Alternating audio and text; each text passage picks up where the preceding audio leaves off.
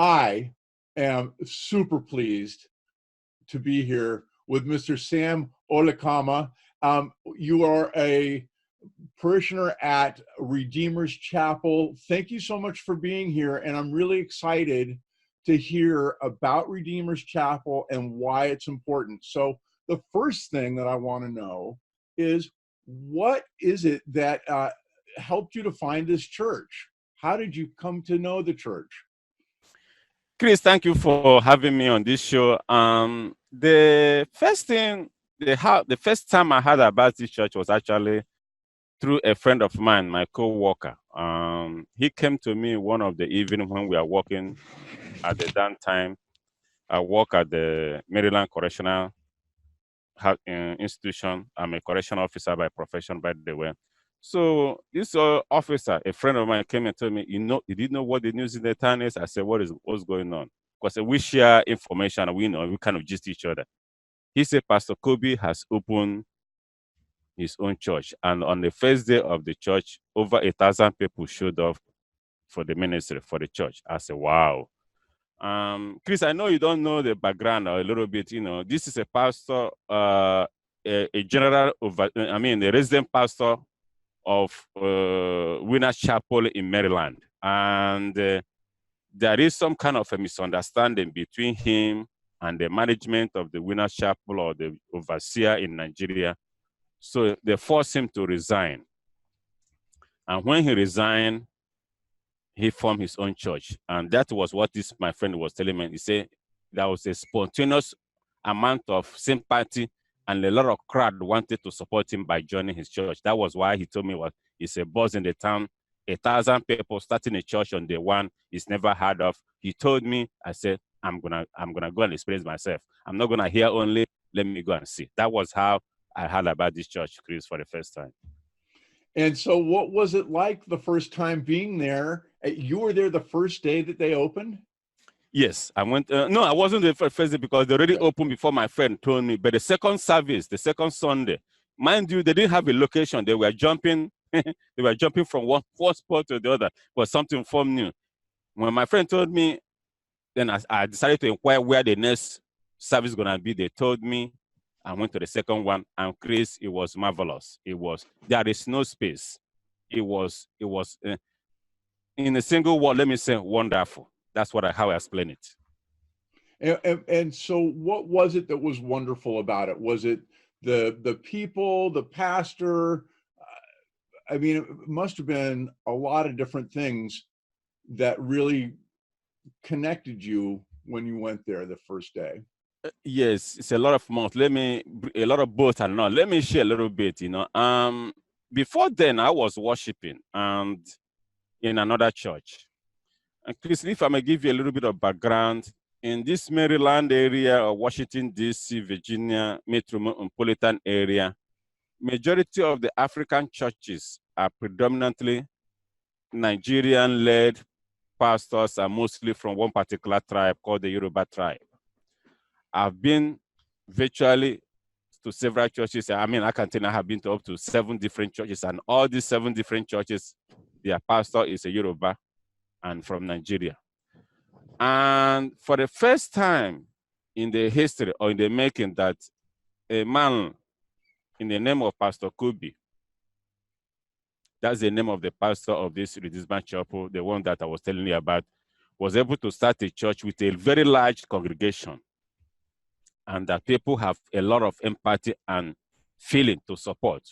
It's not like there's no other churches. Most of that tribe, whatever, may have a church, but usually they don't get the number of congregation like this Pastor Kobe. I mean, they get 1 or 2, and usually most of them struggle and they can fall out. I mean, within years, you don't see them anymore. But this church, like I said, is a little bit unique in the sense that, I mean, I have never seen a church that started on day one with 1,000 congregation, and every member was passionate, sincere, empathy towards this man for whatever has transpired from where he came from. I don't know the detail, and I don't want to, misquote it. But again, something must have happened that a lot of people feel that he has been wronged, and that they wanted to support him, to encourage him, since he spoke the word, and most of them have been related to his ministry. So that is about, and again, coming to that church and seeing the man spoke from his heart, ministering, telling the truth, makes it even overwhelming that you can't help but say, hey, I'm going to be here.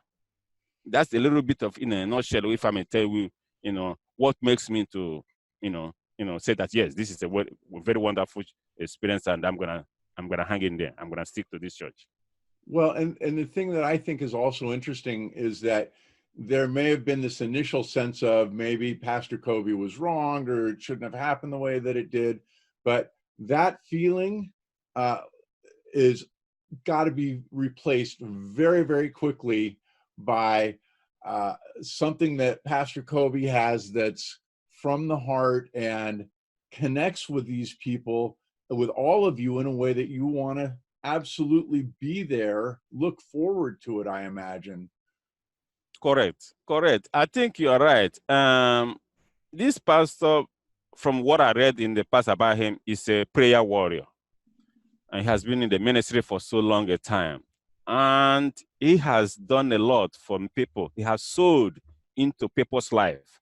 What I mean by sowing into people's life is that he has a lot of family that he has spiritually helped to withstand the shackle of the evil or the devil. So mind you, he is a resident pastor of this church, the former church, He's a resident pastor, and he has met a lot of families, and a lot of families are connected to him.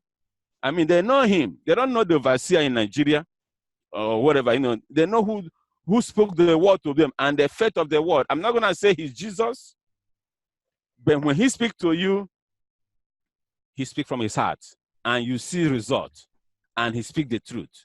So that is exactly what people are looking. So when this issue happened, regardless of whether he's wrong or right, people fought for him because they said the truth will set you free. Because the people have been with him. He has been to people's life. He has sowed into people's life. He has helped a lot of family. He has preached to a lot of family. He grew the church. So that is why there was a whole lot of spontaneous feeling and appreciation for him, and people supported him heavily, and I quite support that. That is probably what makes him stand out from the rest of the crew. So when you first go there, you see this amazing love for this man and this man's love for his congregation, right? I mean, Yes. it's got to be so strong. And yes, Chris. Again, I know we don't have too much time to, but if I'm gonna give you a little bit here, prior to his going there, like I tell you before, he was forced to resign. Like he said, he didn't mean to form a church. A prophecy come from Pastor Rodney. You may know him from Florida, another ministry. Called him to encourage him to start a ministry and gave him $10,000 to start a ministry and prophesied into his life. Just imagine, when this man left his former church, where he was, kicked out or whatever, have misunderstanding, he has no money to start his own ministry. It has to come from an advice or a prophecy from a man in Florida. Mind you, we're in Maryland. The pastor, Rodney, is in Florida. He's a white Caucasian. He's not even African. He's not a Nigerian. He has to sow into his life to say, okay, start a ministry. And the first day he started this ministry, you got over 1,000 people showed up in his church. Isn't it a wonderful? I mean, what else could you expect from it? I mean, we look for miracle every day. What other miracle are you looking for other than this? And people, it's not just that even his own money, it was advised from somewhere else, and people poured in, sowed their heart, open up, the church blossomed, and it's still growing up to today. You see, that is what I call miracle, and that is what I think, again, to add to what has makes this thing so unique and stand out from the rest of the churches to me. And so talk a little bit more about what it is that you think makes this church special. I imagine a big piece of this is that you're primarily a Nigerian church, aren't you? Yes, I am. It's a like I said before, I don't want to be political in this, this is ministry, there's a lot of churches in the Washington, D.C. metropolitan area. Majority of the African churches here are predominantly Nigerian, Yoruba Nigerian-led pastors. Not that I have anything against this tribe, but I mean, for the first time, you've seen a non-Yoruba pastor with a big congregation like this. It's never heard of. For some reason, nobody has been able to have a large congregation if you are not a Yoruba Nigerian. I know the world, the world is open. I mean, we are brothers and sisters. But for this man to be able to stand out from this guy like this, that to me, that's number one, what makes it unique. Number two, this man is a pastor wherever he goes. He has been a warrior, prayer warrior, and he's now a minister, and he knows the word. And if he was a pastor in his former Redeemer's Church, Winners Chapel or whatever, he's also a pastor now. He knows the word. What you are, regardless of where you are, where the circumstance will move you or push you. So when this thing happens, you never know the will of God, how God wants it. To me, there's a purpose in everything. So this is opportunity for God to say, to me, I'm making that look at this angle. Look at it as God is a wonderful God. He shows things in a very strange way. There's a reason why things happen for where it happen. And again, this man speaks from heart. I wish I would invite you even. I know you're in California, maybe to come one of these days. If you come to this congregation, Chris, you will feel it. You will hear the word. You'll be inspired. You'll be connected. He may not be the perfect pastor. He may not know the Bible from Genesis to Revelation. But the little he knows, he will impact it. He speaks with emotion, feeling that you will make you leave that church, feeling inspired for almost the rest of the week. That's what makes it special, Chris. And isn't that what we all want, is to feel that? I mean, obviously, for him, it comes from the heart, doesn't it? I mean, you can almost feel it pouring out of his heart and into your own. Isn't that what we all want from our church, from our religion? It is, Chris. I mean, if it's not, I don't know what else it is. That's exactly. That's exactly right.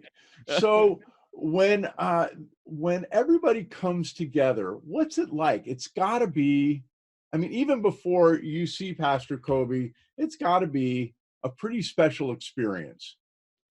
It is. Not that I'm against white, Caucasian, or whatever other ministry, but what makes an African church a little bit unique is that when you come to the African church, or predominantly what I call African church, the pastors tend to understand because they have been through what you have been through in the past. They feel you. They know your struggle. They've probably gone through the same thing you've been through because they were here too. So you kind of feel like when you come to, you see people of your folks, you see people that are very much related to you. Not that other churches are not, but when somebody who doesn't understand you, don't know your background, is talking to you, there seems to be a vacuum. Right. Even though he feels passionate about you, but he doesn't relate. He doesn't understand the pain you've been through. So when you come to a congregation like this, Redeemer's Church, Church of Christ, the Ark of Love, you see love.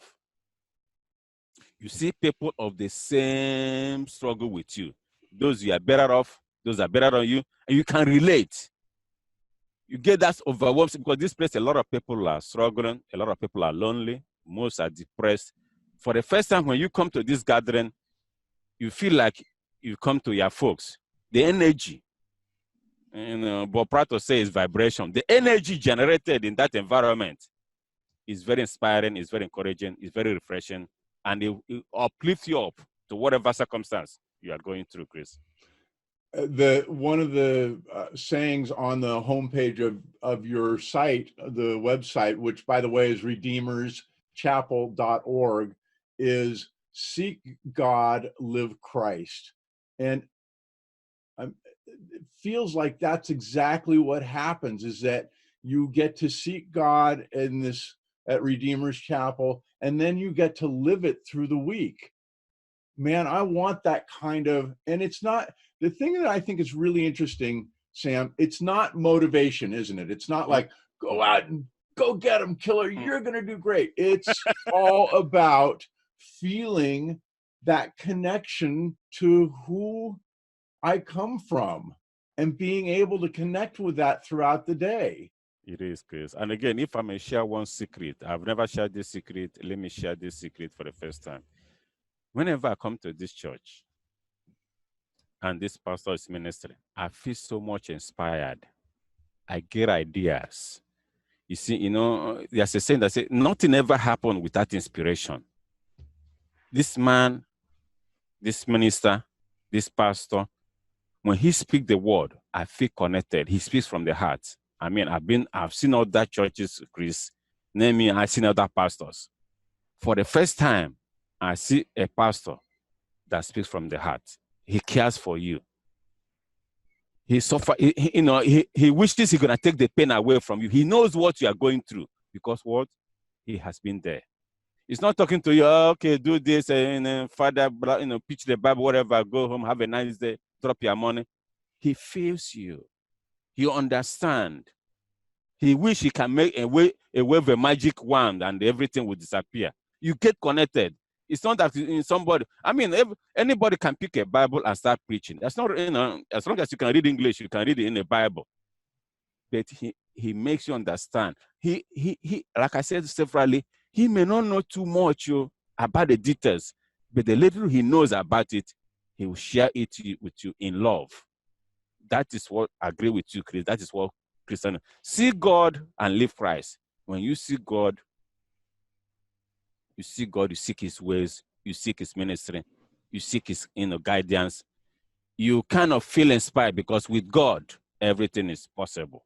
You know, like I said before, when we're doing the conversation, everything.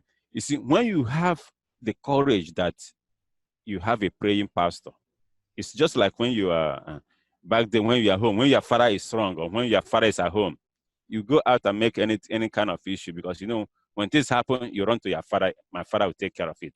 When you have a praying pastor, a warrior pastor who have turned into a minister and a pastor, who cares about you, who speak the word to you, who prophesies into your life. Remember, you see, when listen to the prophet, for they will help you in your life. You feel like you are how many foot rock? You are indomitable. You see, that is what I mean, and that's what I think stand out, and that's what is my own little way of interpreting when you say see God and live Christ. You live the word, not just hearing, but being a doer. That's my understanding. I think that one of the things that's really, really clear to me is it's a really wonderful thing to go in and feel that connection and to get to the peace of Christ.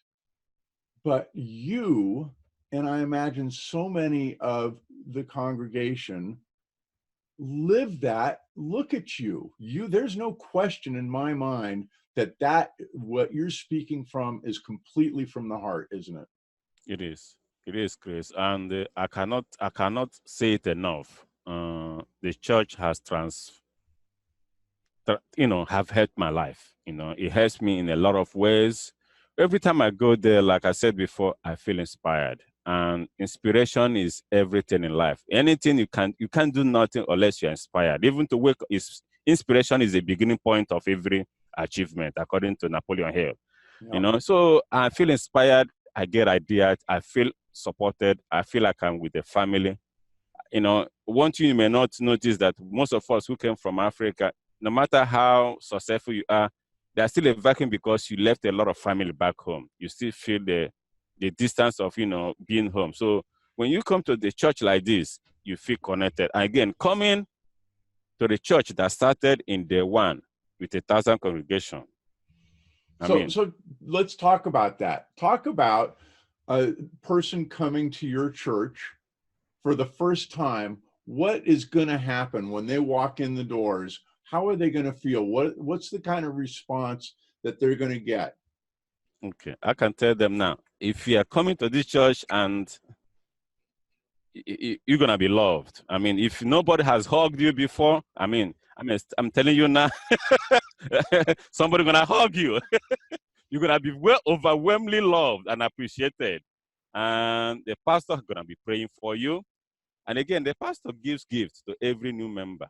From the moment you step in there in that church, your life will be transformed. You feel the feeling, and it's all about feeling and experience. You know, most of us don't know that feeling is part of life. You know, when you are in an environment that the vibration, negative or whatever, you can see that it's not working. But when you come in an environment and you see everybody loving, smiling, cheering, supporting you, laughing at you, greeting you, talking to you, you don't know what people are going through at home. Many people don't even, for a couple of months, have never been greeted or hugged or appreciated. When you come in the environment and people support you and encourage you and talk to you, you transform life. And I imagine also that for most of the people that are there are Nigerians.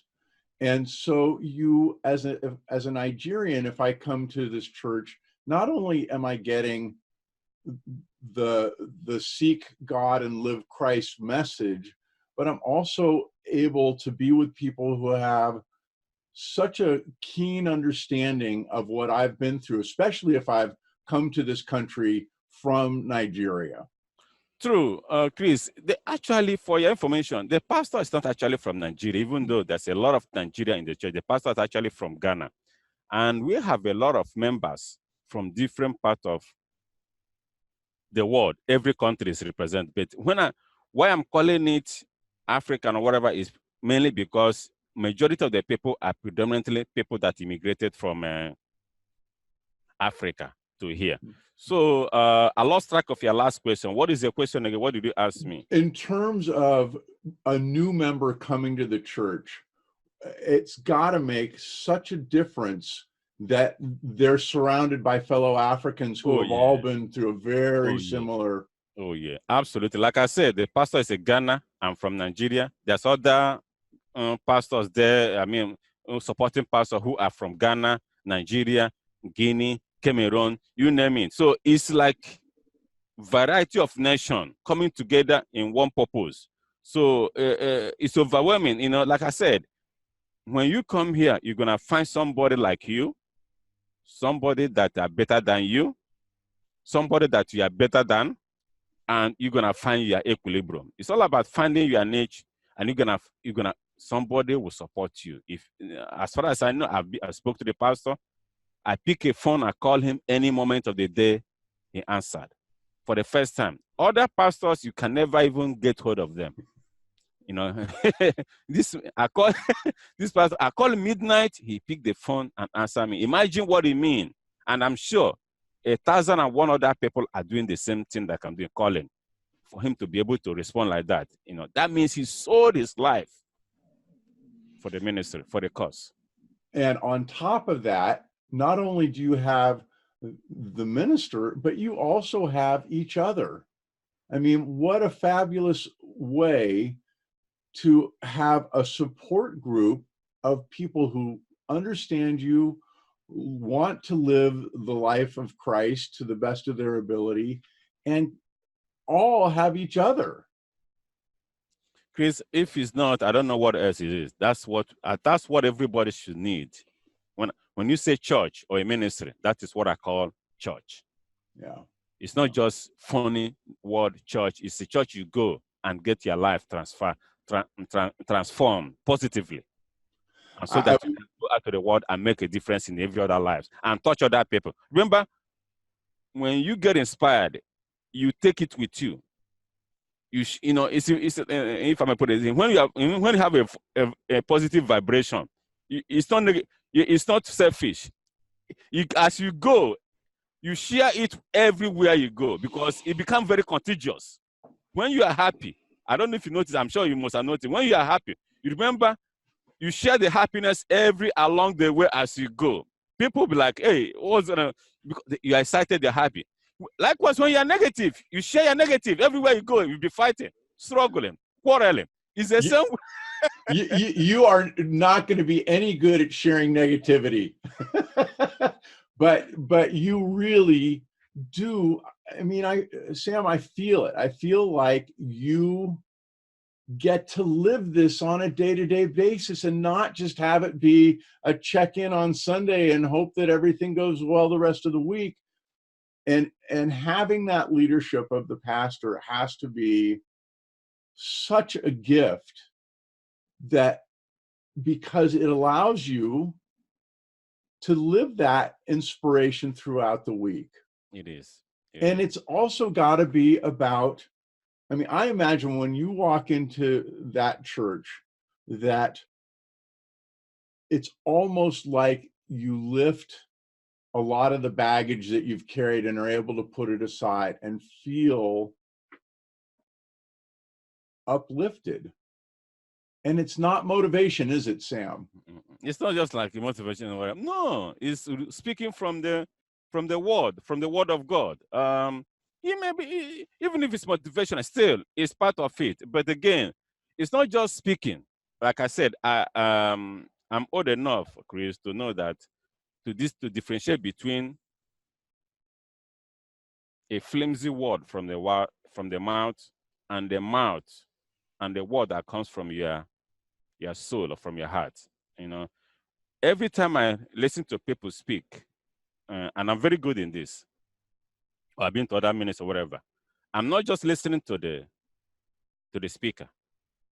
I'm matching what the speaker is speaking with what I see in his action or her action. You can tell me everything good that I should do, but when I look at your life, are you living what you are telling me? Are you expressing it? Can I relate to you?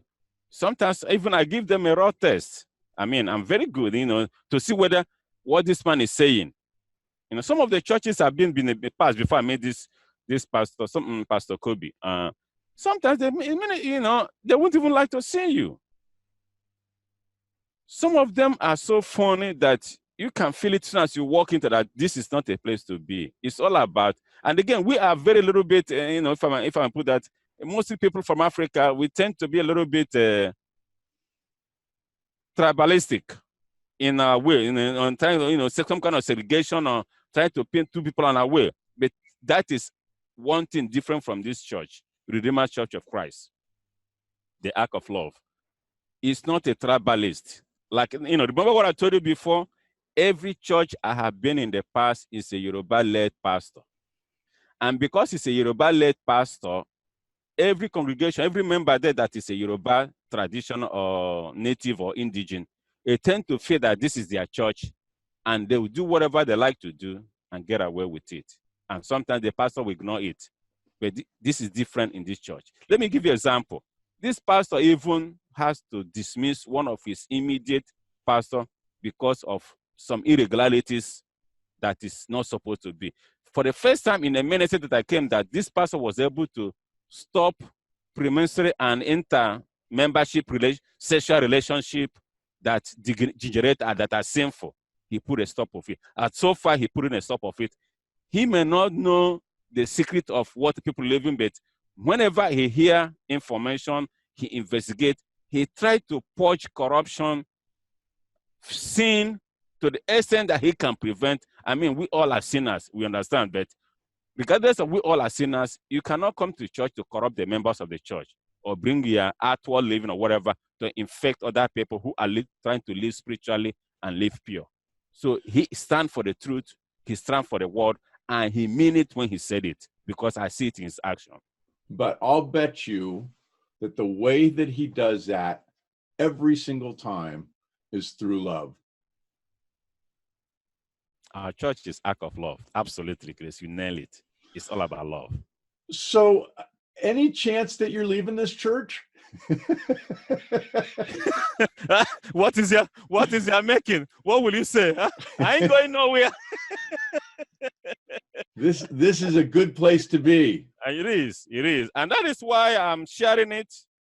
That is why I would love to share it. And that's why I invite my friends, my co-worker, my acquaintance, or whoever I met with.